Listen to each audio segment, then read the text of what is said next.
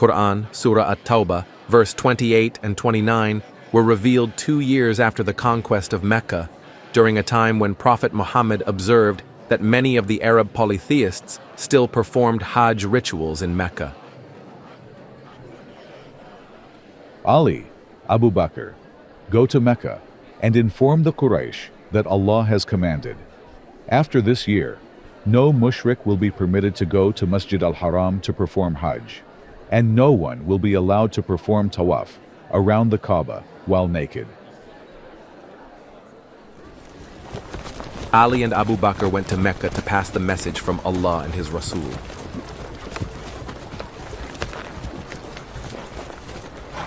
The Prophet has declared that after this year, non-Muslims shall not be permitted near Masjid al-Haram. As the Qur'an states, "O you who believe, indeed the polytheists are impure, so let them not approach al-Masjid al-Haram after this year." From now on, no polytheist will be allowed to perform Hajj. But Hajj is the foundation of our economy. If non-Muslims are banned, our markets will collapse, trade will suffer, and we will lose our livelihood. And if you fear poverty, Allah will enrich you out of His bounty. In other words, you will be compensated for the closed markets you feared. How will that happen? By collecting jizya from the people of the book, Jews and Christians. Allah compensates Muslims for their losses through the jizya collected from the people of Dhimmis. What if they refuse to pay? Then they must be fought until they pay the jizya willingly in a state of submission, which is disgraced, humiliated, and belittled. Then we must raise our weapons to force the Christians and Jews to pay us for the money we have lost by embracing Islam. Is that fair to them? They haven't done anything wrong to us. Why should they pay for our financial loss? Previously, they earned their living through honest trade by facilitating the Hajj for pilgrims. Now they are instructed to forcefully extort money from people of other faiths, shifting from commerce to mafia-like criminal activity.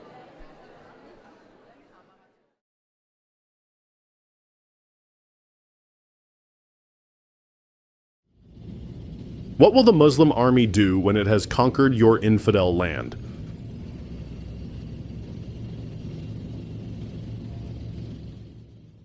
If you don't want to convert to Islam, the Muslims will take your money in exchange for your life. This extortion is called Jizya. Most of Westerners have no clue what Jizya is and thinking that Jizya is an example of tolerance in Islam. The most obvious examples of the implementation of Jizya in the modern world is what the Islamic State has done to non-believers, in this case Christians, in terms of Jizya. In the event where the Islamic State slaughters some 30 Christian Ethiopians in Libya on April 2015, the spokesman repeatedly pointed out that payment of jizya is the only way for Christians around the world to safeguard their lives. But whoever refuses to pay a jizya will see nothing from us but the edge of a spear. The men will be killed, and the children will be enslaved, and their wealth will be taken as booty. This is the judgment of Allah and His Messenger.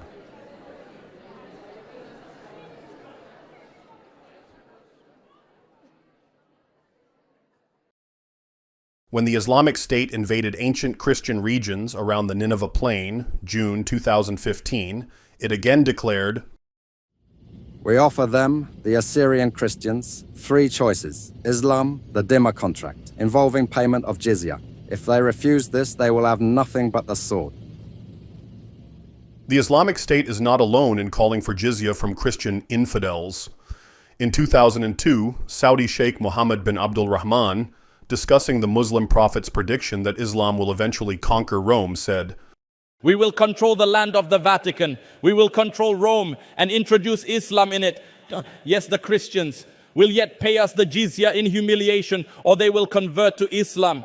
A prominent imam, Sheikh Issam Amira, gave a sermon in the Al-Aqsa Mosque in Jerusalem in which he lamented that too many Muslims think that jihad is only for defense against aggressors, when in fact Muslims are also obligated to wage offensive jihad against non-Muslims.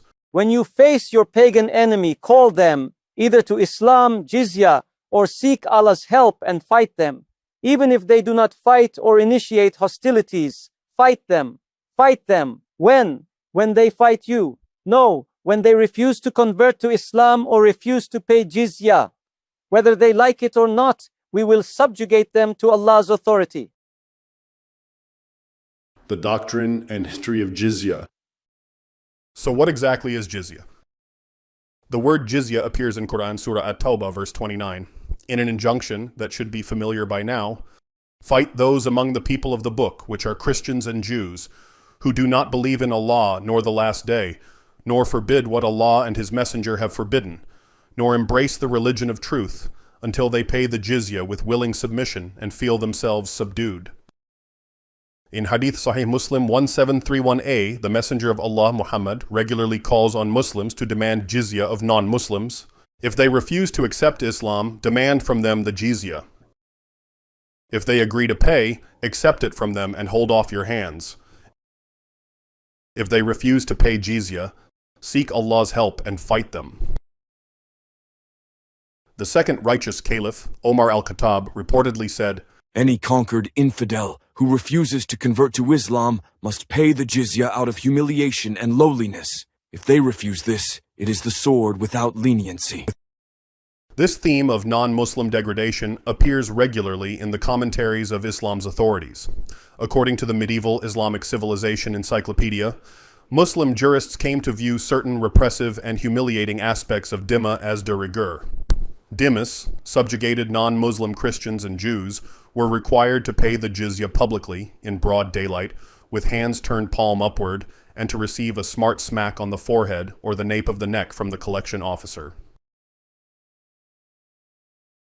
Some of Islam's jurists mandated a number of other humiliating rituals at the time of jizya payment, including that the presiding Muslim official slap, choke, and in some cases pull the beard of the paying dhimmi, who might even be required to approach the official on all fours in bestial fashion.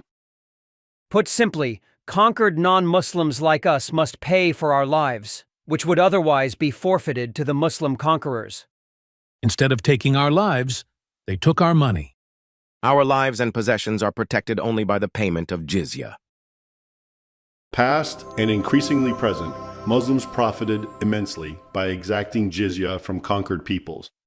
For instance, Amr bin al-As, the companion of Prophet Muhammad who conquered Christian Egypt in the early 640s, tortured and killed any Christian Copt who tried to conceal his wealth.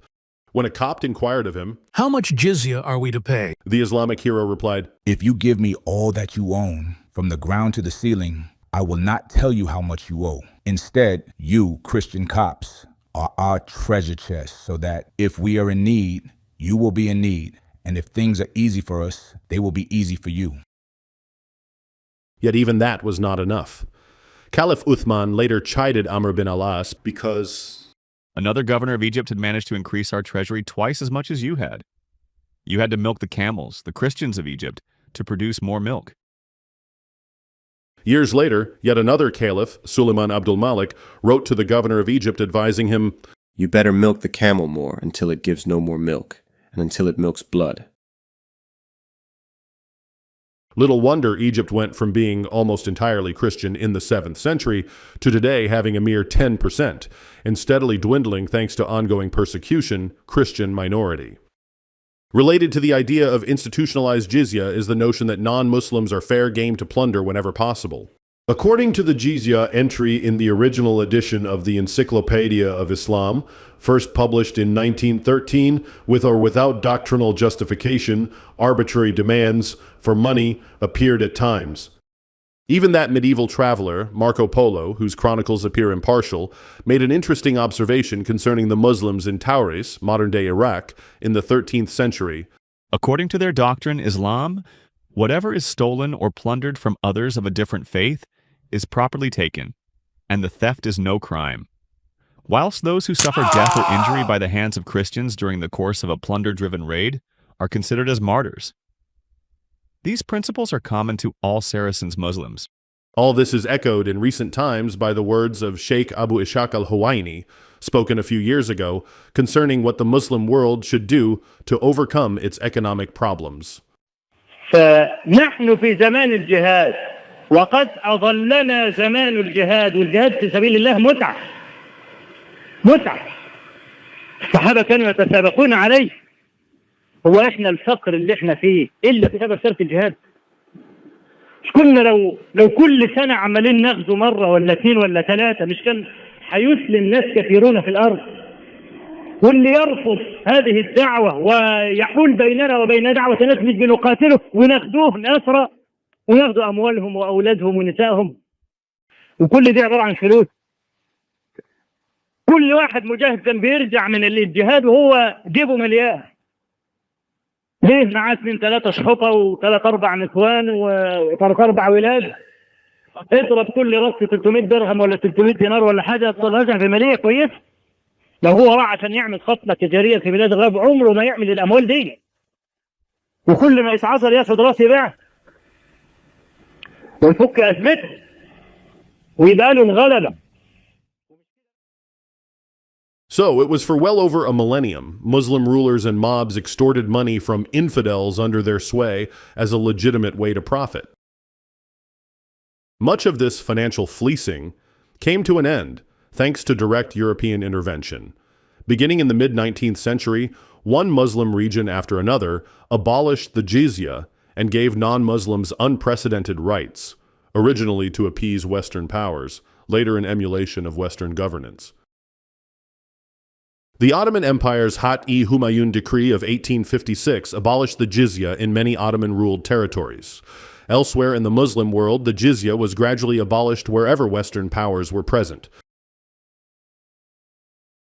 Today, however, as Muslims reclaim their Islamic heritage, often to the approval and encouragement of a West, now under the spell of multiculturalism, jizya, whether institutionalized as under the Islamic State or as a rationale to plunder infidels, is back. Even in the West, in 2013, a UK Muslim preacher who was receiving more than £25,000 annually in welfare benefits referred to British taxpayers as slaves and explained, "We take the jizya, which is our haq anyway. The normal situation, by the way, is to take money from the kafir, isn't it? So this is the normal situation. They give us the money, you work, give us the money, Allahu Akbar. We take the money." Academic lies about jizya. Yet if Muslims, from Islamic State jihadis to Egyptian university professors, know the truth about jizya, the West is today oblivious thanks to its leading authorities on Islam, Western academics and other experts and talking heads.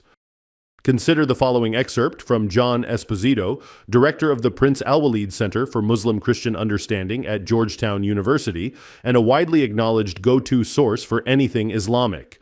In many ways, local populations, the Christians, Jews, and others, found Muslim rule more flexible and tolerant than that of Byzantium and Persia. Religious communities were free to practice their faith, to worship and be governed by their religious leaders and laws in such areas as marriage, divorce, and inheritance.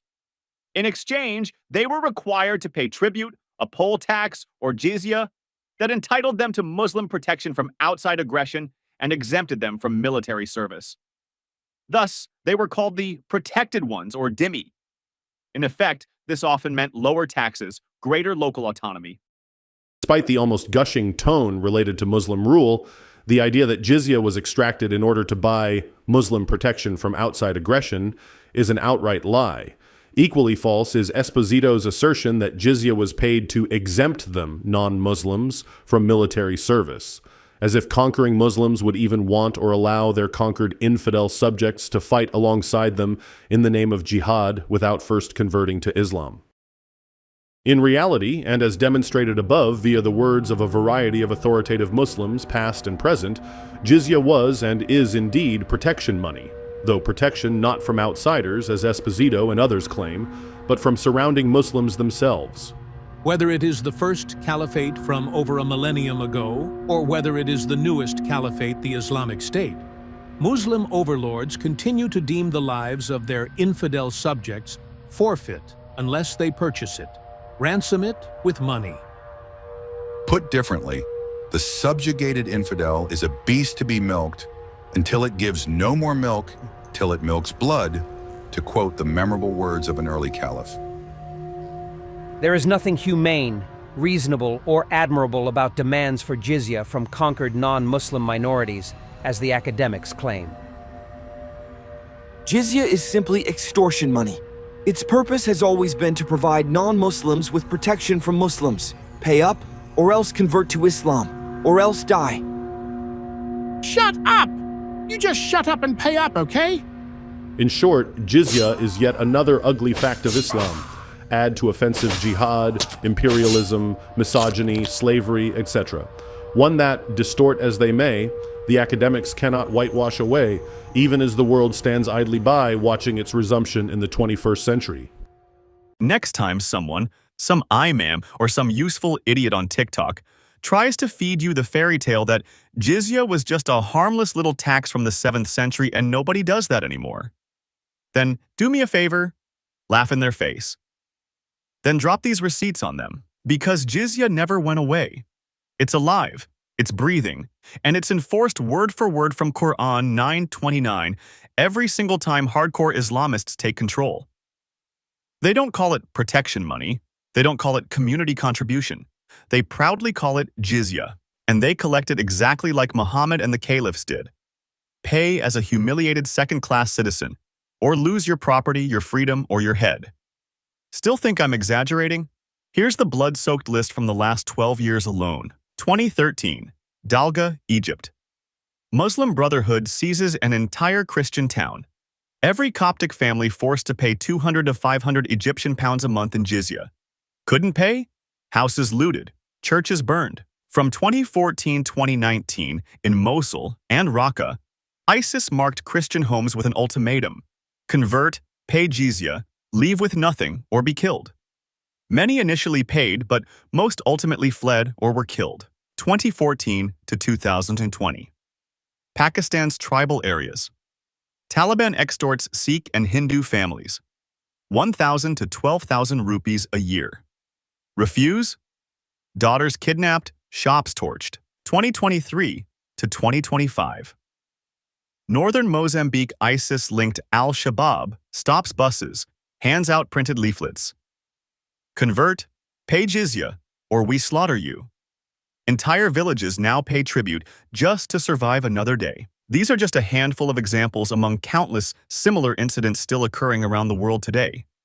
Jizya isn't dead. It's waiting. And every time jihadists win a village, a province, or a caliphate, the non-Muslims get the bill. Or the blade. Tax, tax, tax, tax.